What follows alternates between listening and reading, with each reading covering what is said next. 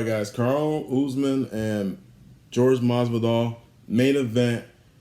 Uh, there's a lot of criticism going towards Usman. A lot of people are saying that Usman did not fight. Usman was a boring fighter. That all he did was clinch and all that. And I literally wrote in the group text of my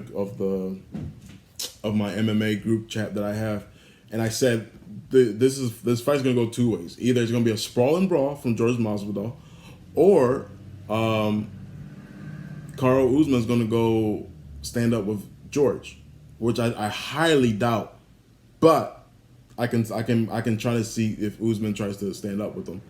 But it was a sprawl and brawl type situation, Masvidal came out quick, throwing some fluid kicks and all that. Got caught, got taken down, got back up, and that was mostly the fight from there. Usman did his job. A lot of people said they were bored about the fight, but if you know Usman, if you know what his fight style is, it's a grind out style. He did the same thing to Tyron Woodley. He put him against the cage, took him down, and beat him up.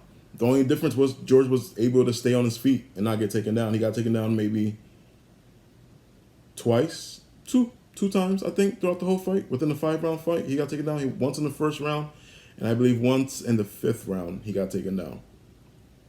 So that was George George, when he was at the press conference, he did not make any excuse. He was not trying to say that 6-day notice, 20 pounds in 6 days. He was not. So I appreciate that. He said that Usman was the better man tonight.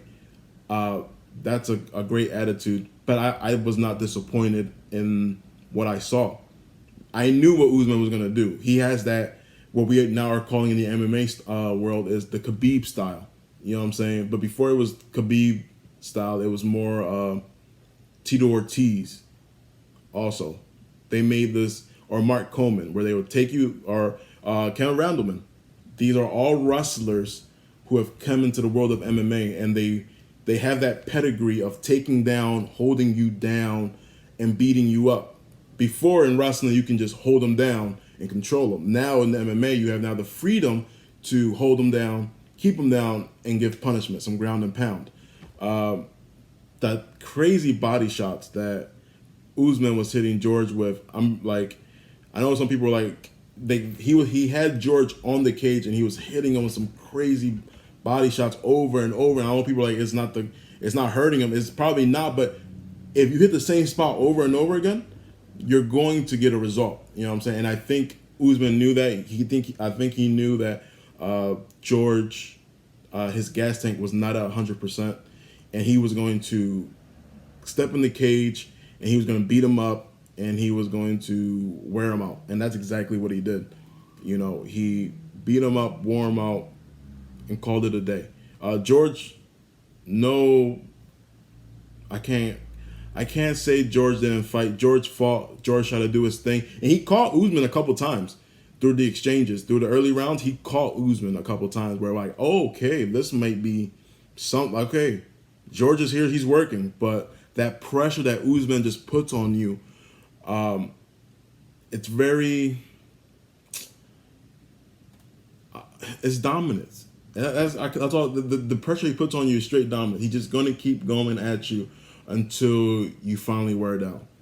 You know what I'm saying? So knowing that, it wasn't a boring fight for me because I knew what I was getting myself into.